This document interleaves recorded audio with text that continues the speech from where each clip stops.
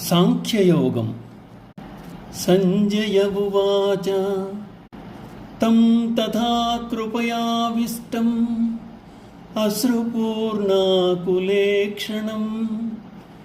విషీదంతం ఇదం వాక్యం ఉవాచ మధుసూదనః. సంజయుడు ధృతరాష్ట్రంతో ఇలా అంటున్నాడు: మహారాజా, కరుణాపూరిత హృదయుడైన అర్జునుని కన్నుల్లోని అశ్రువులను చూచి అతడు శోకతప్తుడై ఉండుటను గమనించిన శ్రీకృష్ణ భగవానుడు అర్జునునితో ఇలా అన్నాడు: వైరాగ్యము కలిగిన వాడు ప్రాపంచిక విషయములందు ఆసక్తిని త్యజించి సంసారమందు విముఖుడై అశ్రుపూరిత నేత్రములతో వ్యాకులత చెందుతూ ఉంటాడు. అర్జునునికి కలిగిన స్థితి అట్టిదే. బ్రహ్మోపదేశం పొందుటకు అవసరమైన స్థితి వైరాగ్యభావం. అదే అర్హత కూడా.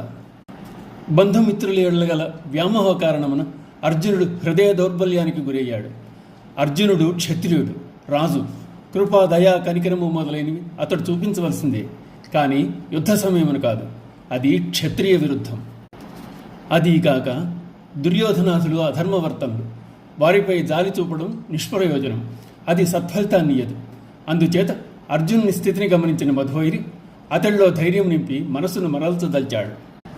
దుర్యోధనాథులు అధర్మవర్తనులని కృష్ణ పరమాత్మ పలికిన పలుకులను ధృతరాష్ట్రునికి తెలుపుతూ సంజయుడు భారత యుద్ధం ప్రారంభమై 10 రోజులు గడిచిన యుద్ధము నిలుపు చేయుటకు, మిగిలిన వారిని రక్షించుకున్నట్టు కొరకు ఇంకా అవకాశం కలదని సూచించి మహారాజును హెచ్చరించాడు.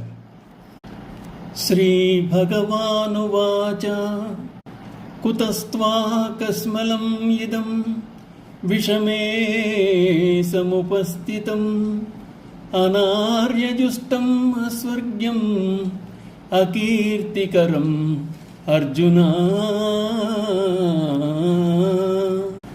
భగవానుడు ఇలా అంటున్నాడు: అర్జున, తగిన సమయంలో ఈ మోహం నీకెలా కలిగింది? ఇది శ్రేష్ఠులచే ఆచరింపబడేది కాదు, స్వర్గం ఇచ్చున్నది కాదు, కీర్తిని కలిగించేది కాదు. కష్మలు అనగా మాలిన్యం. శరీరమునకు ఏ విధంగా మాలిన్యం అంటుకుంటుందో అదేవిధంగా మనసుకు మాలిన్యం అంటగలదు. మనసు శోక, మోహ, రాగ, ద్వేషముల వల్ల కలుషితమైపోతుంది. దేహమును కంటిన మాలిన్యాన్ని కడిగివేయవచ్చు, కానీ మలినమైన మనసును పరమార్థ బోధ చేత మాత్రమే ప్రకాశింపజేయవచ్చు. పరమాత్మ ఇప్పుడు అదే చేయబోతున్నాడు. అర్జునుని అజ్ఞానమును గీతోపదేశం చేయి పోగొట్ట సంకల్పించుకున్నాడు. ఇక్కడ శ్లోకంలోని అనార్యజుష్టం అన్న పదం అధర్మ మార్గంలో సంచరించు వారికి, దుష్టులైన వారికి పర్యాయపదంగా వాడబడింది. ఓం నమో భగవతే వాసుదేవాయ.